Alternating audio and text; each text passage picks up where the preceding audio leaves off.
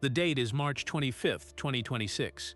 Within the walls of Buckingham Palace, a formal document is being prepared.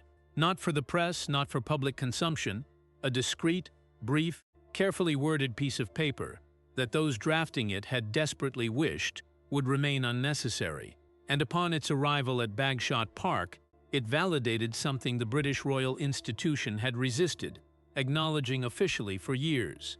Prince Edward had prevailed, not merely settled a disagreement, not simply maintained his position in a family quarrel. He had compelled the crown, the establishment that embodies British tradition, that commands respect globally, that rarely concedes error, to retreat entirely, formally, permanently, on the record. But consider this question before we continue. How does someone who dedicated decades being regarded as the reserved one, the least prominent Windsor, the prince nobody considered threatening, how does such a person construct a legal argument so flawless that even King Charles III's own legal advisors couldn't locate a single weakness in it? Because that's precisely what occurred. And the explanation brings us back to a dying prince, a queen aware her time was ending, and papers signed amid sorrow that nobody within the palace anticipated would carry this much weight. Stay focused, because what transpired on March 25, 2026, didn't merely disturb the royal household. It transformed the understanding of what a monarch can truly command, the commitment that began everything. To grasp why March 25th resonated so profoundly, you must return to who Queen Elizabeth II was during her closing years. Not the official figure, not the composed woman appearing on the balcony at Trooping the Color, the personal Elizabeth, the parent, the woman who had witnessed her family splinter publicly, consistently, agonizingly, and who had dedicated the final period of her reign attempting to ensure the destruction ended with her. By 2021, she had already endured too much loss. Andrew had become untouchable. Harry had departed. The press was publishing constant updates on whatever recent Windsor crisis had just surfaced. And throughout everything, one son had remained unblemished. One son had appeared, fulfilled his obligations, maintained his composure, and never once provided the media a story they could exploit. Edward. Therefore, when Elizabeth started making her concluding decisions, the ones that would survive her, Edward was the one she contemplated most deliberately. The Duke of Edinburgh title had been Prince Philip's essence for more than 70 years. It wasn't merely recognition. It was the framework of his entire life's contribution, his purpose, his heritage condensed into a designation.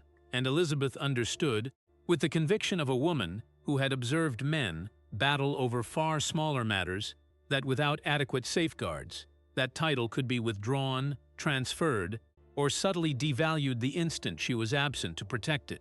Therefore, she reached a decision, and she didn't simply express it verbally, she recorded it. The title would transfer to Edward, and it would transfer with force. That commitment became reality in April 2023, when King Charles III formally bestowed the Dukedom of Edinburgh upon his youngest sibling. In that instant, it appeared like a succession, a family honoring its heritage. But what the observers didn't witness was the secondary component of that inheritance, the component that didn't arrive with a ceremony, the component that arrived with documentation. Because attached to that title was a residence, and that residence was about to become the most disputed piece of property in the entire British royal family. The residence that Edward constructed. Consider something.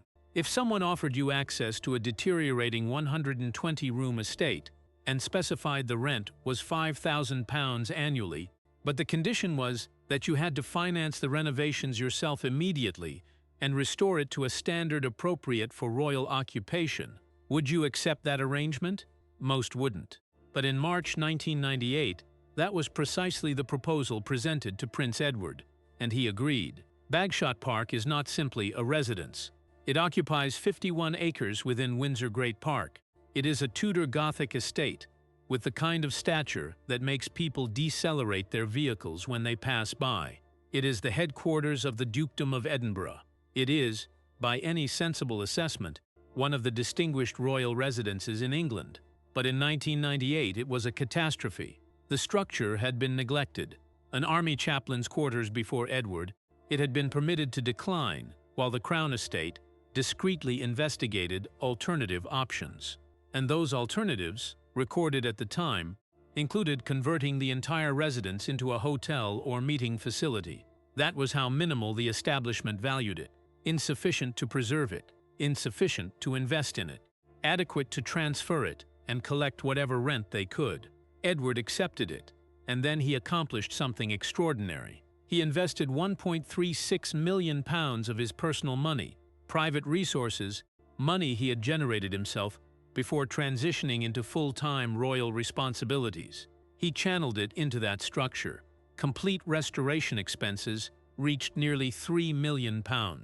The Crown Estate provided their portion, but Edward shouldered a substantial financial obligation that the establishment he was serving was not obligated to cover. When the work was finished, his rent was recalculated at £90,000 annually. The National Audit Office verified that as appropriate market value, he remitted it yearly without objection, without renegotiation, without attempting to discover a means around it. Now contemplate that momentarily, because while Edward was remitting market rate and financing his personal restoration work, his sibling Andrew was residing at Royal Lodge under entirely different arrangements. The National Audit Office recorded it explicitly. One prince adhered to the regulations, the other didn't, and the establishment that permitted that inconsistent standard to persist for years was about to direct its focus to the one who had conducted everything properly. But Edward had advanced even beyond what anyone comprehended. In 2007, he remitted £5 million through his company Eclipse Nominees Limited to extend his lease to 150 years. Not a temporary arrangement, not a tentative position, a generational dedication. He secured himself into that residence for life and subsequent generations. He established himself the authority to sell the lease and preserve the proceeds. He created authority that no royal directive could easily dismantle. By 2026, that residence was valued approximately £30 million. And suddenly, the modernization initiative being promoted from within Buckingham Palace had a very transparent financial motivation attached to it. The pressure intensifies. Here's where you need to concentrate, because this is the component that most people externally couldn't observe while it was occurring. Charles had ascended to the throne in September 2022 with a strategy: a reduced monarchy, fewer working royals, stricter finances, greater central authority over how the establishment projected itself. Those were the declared objectives. Logical on the surface, prudent even if you embraced the premise that the monarchy required modernization to endure. But a declared objective and the actual procedures of accomplishing it are two vastly different matters. And by 2026, those procedures had started to appear less like reform and more like consolidation. Royal leases were under examination. Financial assessments were being performed behind closed doors. Subtle pressure was being administered to how members of the household lived, what they possessed, and what they owed the central establishment for the privilege of possessing it. Bagshot Park became a focus, and when it did, the people administering that pressure encountered something they evidently hadn't predicted. They encountered someone who had been preparing for precisely this instant since 1998, because Queen Elizabeth II, in her concluding years, had accomplished something that Prince Philip had urged her to do. She had composed a letter of intention, a paper connecting Bagshot Park directly to the Edinburgh title for Edward's existence, a paper that was witnessed by Prince Philip himself as he was dying. Contemplate that momentarily. A person in the concluding weeks of his existence, observing everything he had constructed begin to transform around him, dedicated the time to place his signature on a paper designed to shield his youngest son from an establishment he knew could be subtly merciless when it decided to be. Philip had dedicated more than 70 years within the machinery of the British monarchy. He had observed it maneuver against people it no longer considered valuable. He had witnessed how the subtle pressure functioned, how you didn't require to violate regulations to damage a person. You simply required to make their position unstable, their support uncertain, and their residence insecure. He was not going to permit that to occur to Edward. Therefore, he signed the letter, and Edward preserved it, preserved the original lease, preserved every financial document from every repair, every payment, every assessment, 20 years of records, constructing a file that nobody within the palace had predicted existed, the tiara. But it didn't begin with the residence. It began with something smaller, something more personal, and in many respects, something more illuminating about precisely what was motivating this pressure.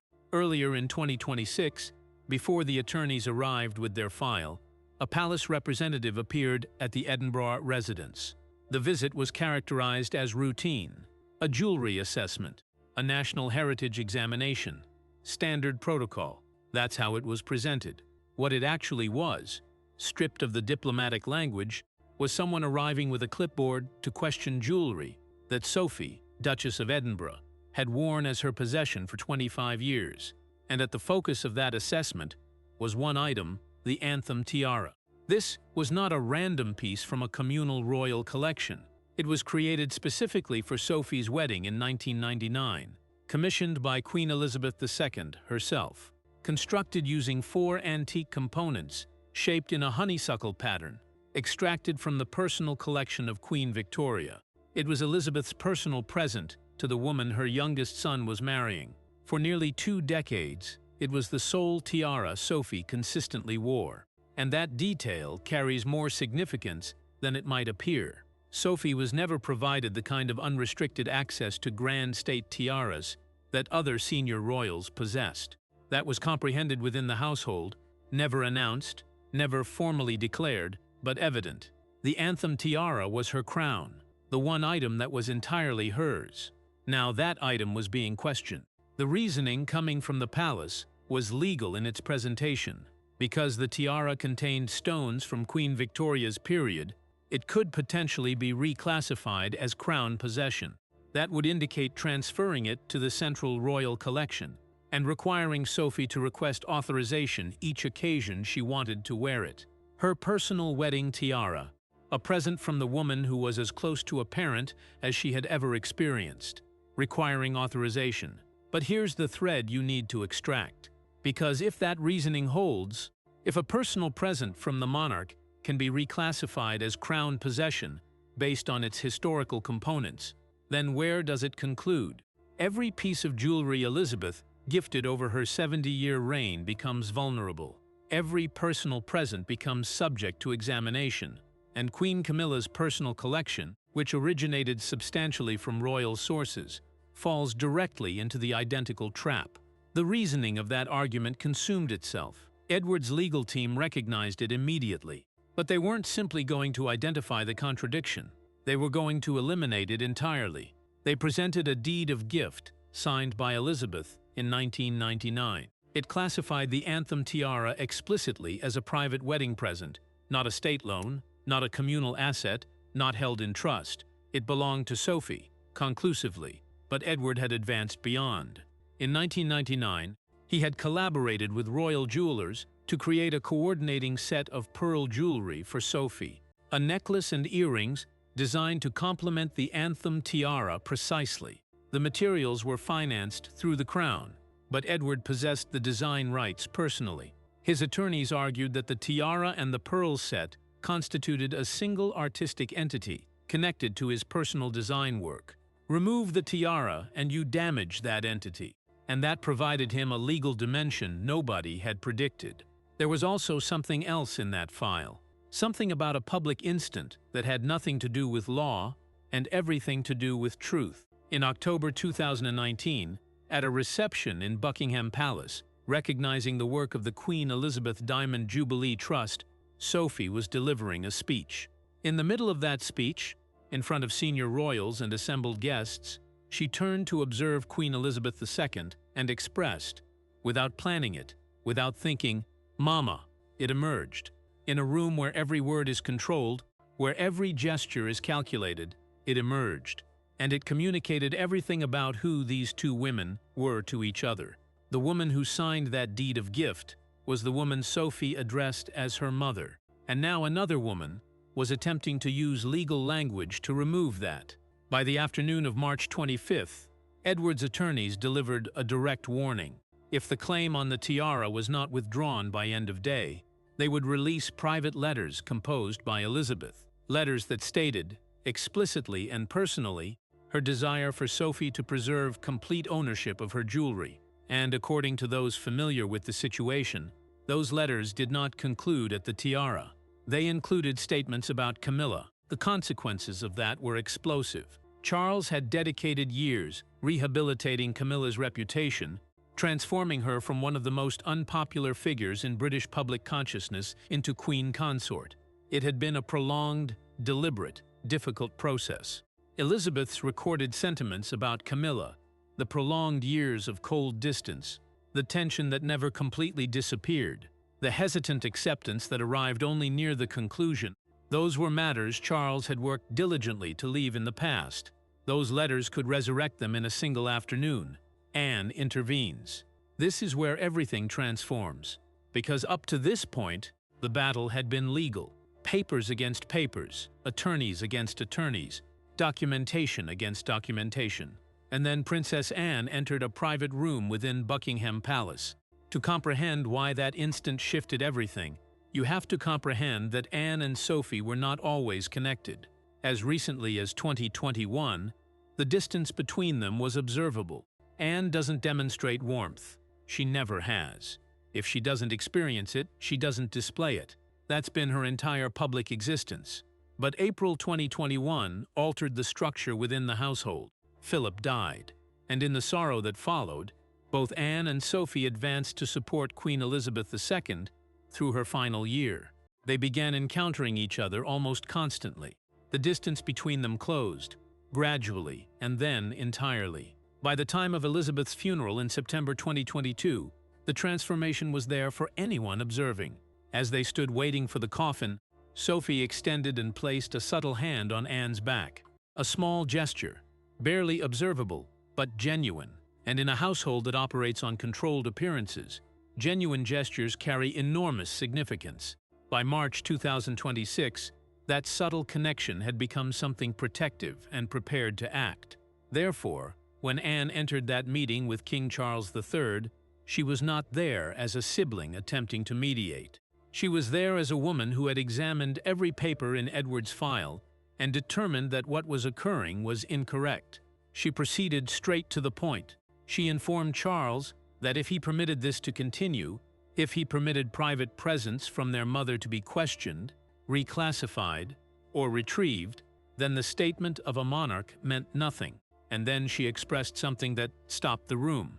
If our mother's signature on a lease or a deed of gift is not worth the paper it's written on today, then your signature will be worth even less tomorrow.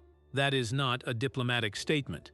That is not a sibling attempting to smooth matters over. That is a direct assault on the foundation of royal authority itself. A monarch's power rests entirely on trust. The trust that what he signs will be respected. That trust doesn't begin with him. It flows from every monarch before him. Every paper, every commitment, every recorded decision made by every sovereign who came before creates the credibility that makes the current monarch's statement mean anything at all. Violate that chain and you don't simply dishonor your mother, you weaken yourself. Anne had also examined the Bagshot Park papers personally. She knew what Edward had remitted. She knew what arrangements the Crown Estate had accepted. She knew precisely what a 150-year lease indicated in legal terms. And she made her position explicit. Edward remitted for that residence. The Crown Estate accepted his money under those arrangements. That agreement stands. There is nothing remaining to dispute. She didn't treat the tiara and the residence as separate disputes. She made it explicit. They were the identical battle. Both were personal presents from Elizabeth, both supported by signed legal papers. And both were now being challenged using the identical reasoning. If they succeed in removing one, the door opens for the other. And once that door opens, nothing their mother ever signed is secure. Then she advanced beyond. She informed Charles that if the pressure continued, specifically if Camilla's office continued promoting, she would act, not privately, publicly. She would oversee a complete assessment of the Queen's household. not a surface-level examination of basic numbers. Everything, expenses, staffing, allocations connected directly to Queen Camilla. That threat was not empty. Anne is the one person in that household with the credibility to make it genuine. She has a decades-long record of financial discipline and public accountability. If she expresses she will expose something, people believe her, the press believes her, the public believes her. She has never been caught in a manufactured story or a polished deception. She also addressed Edward's children directly. There had been subtle pressure developing to push James, Earl of Wessex, and Lady Louise Windsor into complete private status earlier than their parents, or they themselves had determined. That would indicate stepping away from protected royal positioning and losing the security that accompanies it. Anne eliminated it immediately.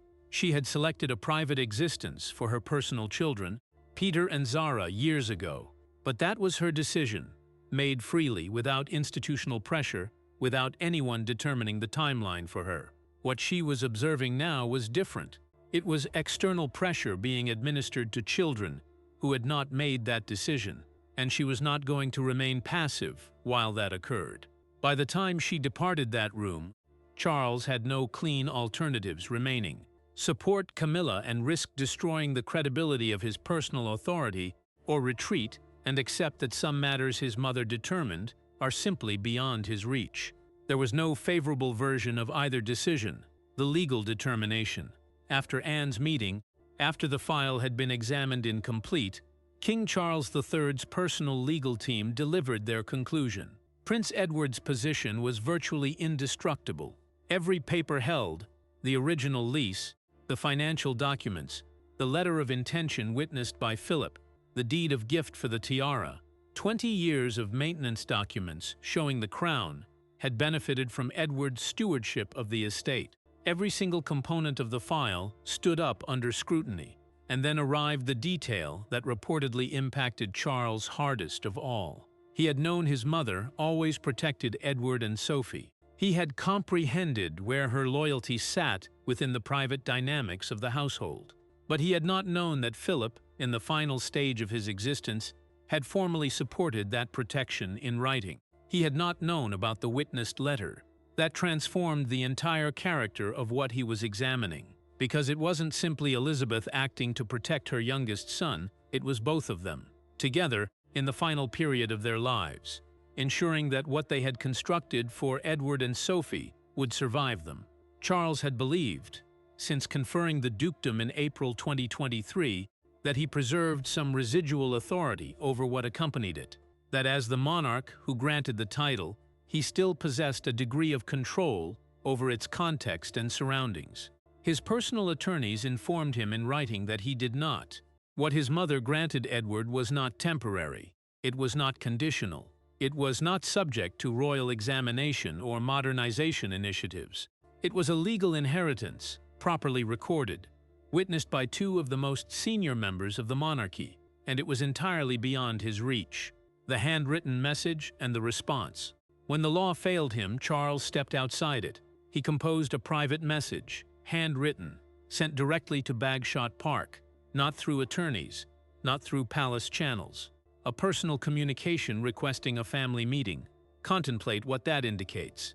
This is a sitting monarch, a king who can command rooms, direct establishments, and shape the narrative of an entire nation, composing a handwritten message to his younger sibling requesting to talk.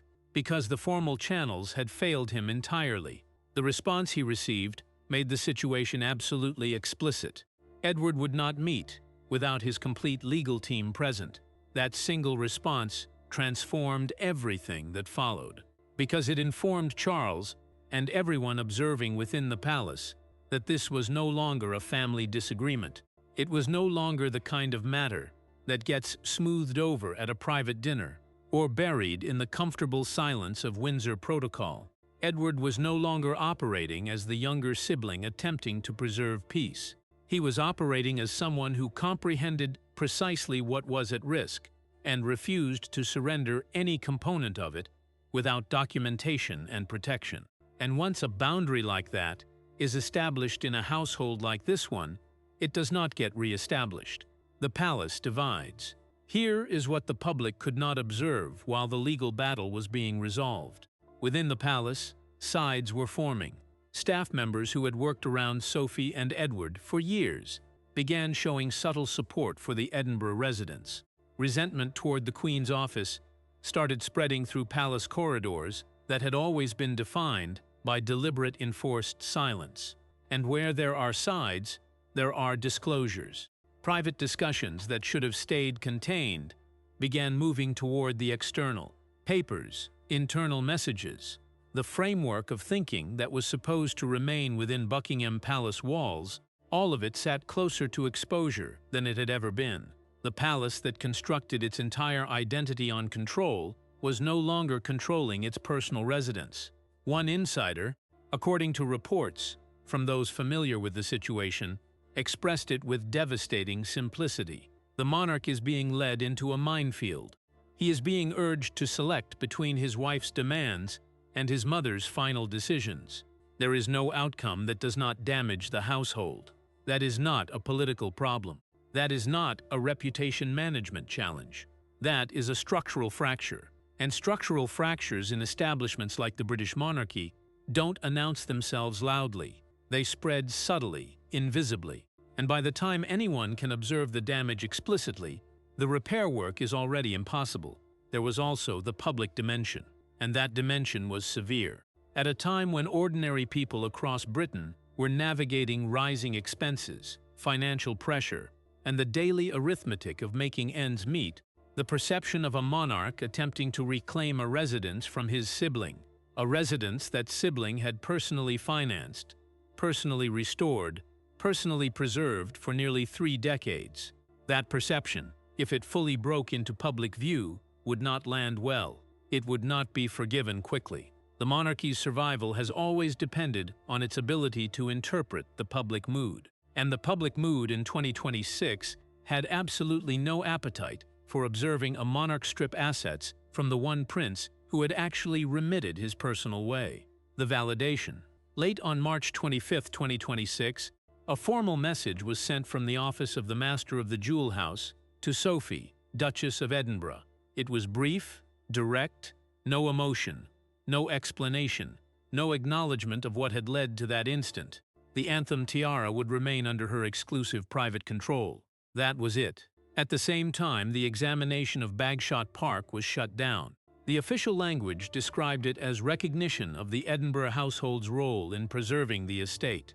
Clean, neutral language designed to provide everyone a method to move forward without anyone having to express the word defeat out loud. But within the palace, nobody misunderstood what had occurred. The crown had retreated. Everything Prince Edward possessed was validated. The title, the residence, the tiara, all of it standing precisely where Queen Elizabeth II and Prince Philip Music had positioned it, supported by papers that had survived every attempt to challenge them.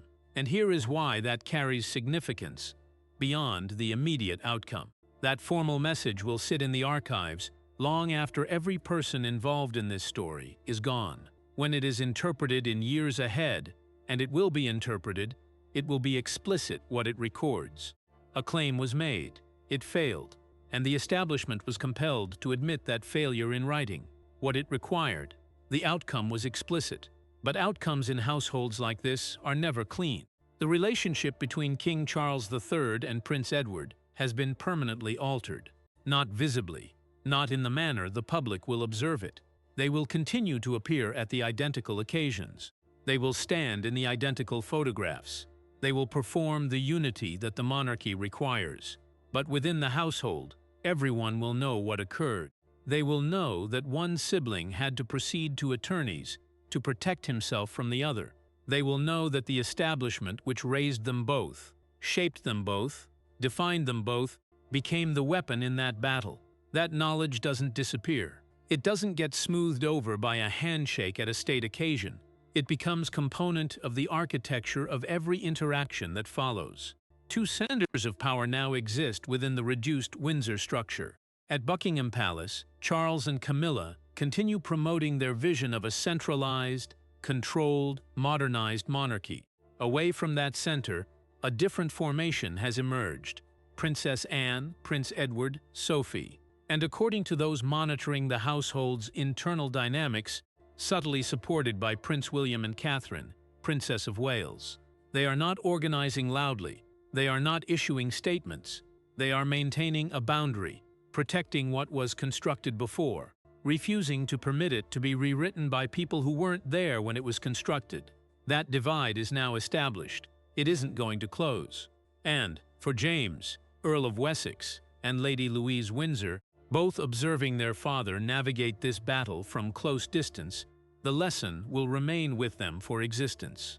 They observed him prevail without drama, without public appeals, without using the press as a weapon. He constructed his case over years. He preserved every paper. He trusted the law over the establishment. And when the instant arrived, he was prepared. One day, James will carry the Duke of Edinburgh title, the identical title his grandfather defined for more than 70 years. But he will carry it with the knowledge that previous holders never possessed. He will know that the establishment capable of granting can also attempt to reclaim. He will know that preparation is protection. He will know that sentiment means nothing without signatures. That knowledge will make him cautious in a manner that transforms everything about how he operates within that system for the remainder of his existence. Charles has his monarchy. He has his structure. He has the authority that accompanies the crown. But what he no longer possesses is the unchallenged belief that he controls everything within it. His mother constructed protections. His father witnessed them. His youngest sibling dedicated 28 years subtly, methodically making them legally indestructible. And when the pressure finally arrived, when the establishment directed its machinery toward the one Windsor who had conducted everything properly, it discovered a wall it could not move. The palace had to record it in writing. And that instant, a monarch compelled to admit, in formal documentation, that his mother's final decisions are beyond his reach, communicates more about the actual limits of royal power than anything that has occurred within that household in decades. Queen Elizabeth II is gone, but on March 25, 2026, her decisions prevailed. Prince Philip is gone, but the paper he signed as he was dying held. It held against attorneys. It held against palace pressure. It held against the monarch himself. And in a 120-room Tudor Gothic estate, sitting on 51 acres in Surrey, someone who waited his entire existence to inherit his father's designation, someone the press never regarded seriously enough, someone the establishment never feared enough, went to sleep that night with his residence, his title, and his wife's tiara precisely where they had always been, precisely where his mother positioned them. If you've been observing this household for years, you already know that what occurs subtly within those walls carries infinitely more significance than what gets announced on the palace steps. And if you want to keep observing, because this story is far from concluded, make sure you're subscribed. Hit the bell, because what arrives next in this household is going to be even harder to look away from.